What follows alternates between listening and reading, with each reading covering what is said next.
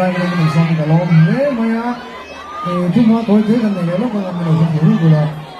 cái gần má lúc mà hiện tại lúc thì Christmas thì cái anh biết rồi mà Christmas thì cũng thằng rồi gần má lúc có mà cái gần số phải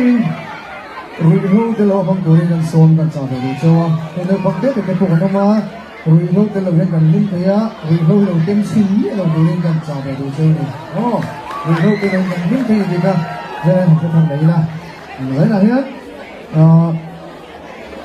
kan nama saja kan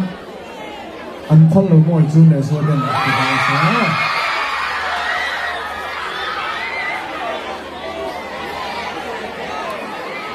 Milo sa pilo yo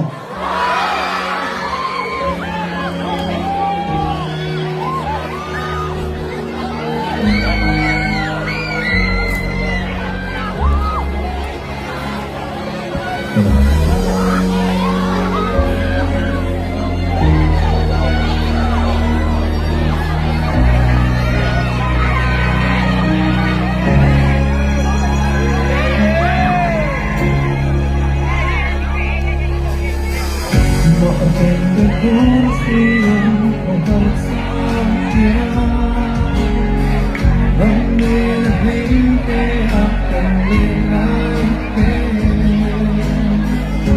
subscribe